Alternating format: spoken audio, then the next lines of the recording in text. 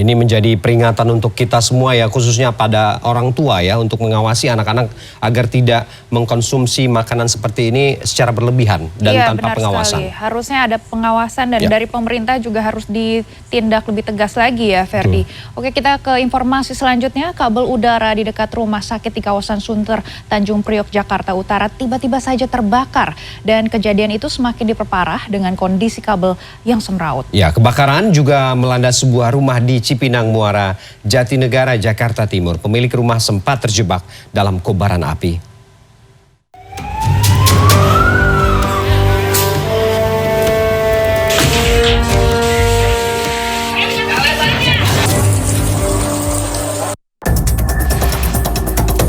Api tiba-tiba saja membakar kabel udara di sekitar rumah sakit di Jalan Sunter Agung, Sunter, Tanjung Priok, Jakarta Utara, Kamis siang. Kejadian ini membuat sejumlah pengunjung dan petugas rumah sakit panik dan lari berhamburan. Petugas pemadam kebakaran yang tiba di lokasi langsung berusaha memadamkan api. Petugas menduga kebakaran terjadi akibat hubungan pendek arus listrik yang membakar kabel. Terlebih kondisi kabel listrik di wilayah itu cukup semrawut.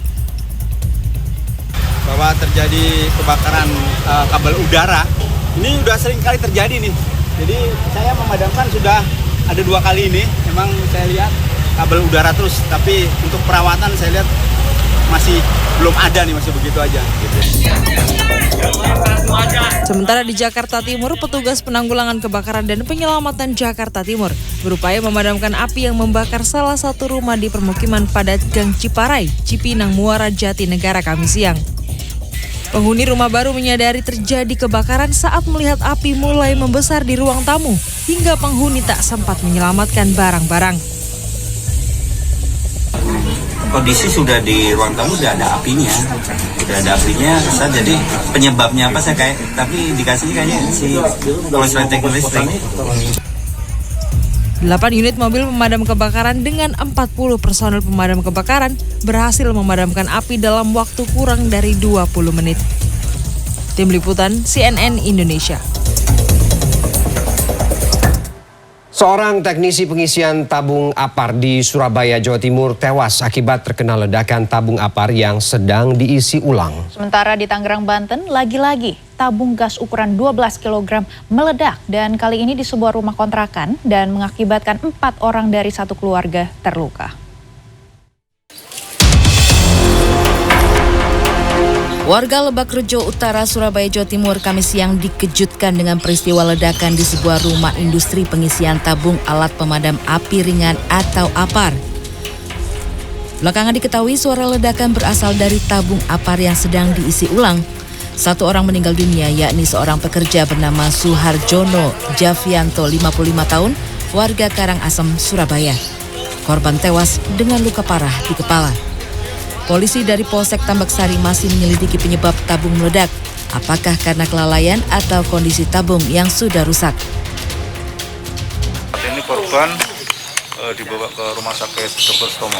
Ya, jadi pekerja dia bekerja ini harian. Jadi pada saat ada pesanan pengisian dia ditelepon oleh keluarganya. Jadi ini bentuk usaha keluarga. Jadi pemiliknya adalah kakaknya sendiri. Setelah terjadi ledakan. Suara ledakan di sebuah rumah kontrakan juga menggegerkan warga di kawasan Kelapa II, Kabupaten Tangerang, Banten, Kamis malam. Tidak tanggung-tanggung, sisi rumah hancur porak-poranda.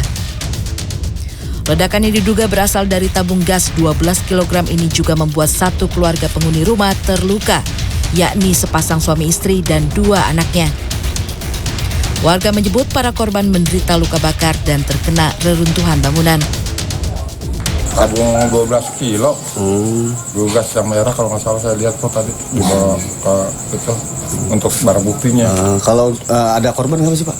Korban satu keluarga, suami istri, anaknya kecil-kecil umur kelas 1 kelas 2 ya kurang lebih lah.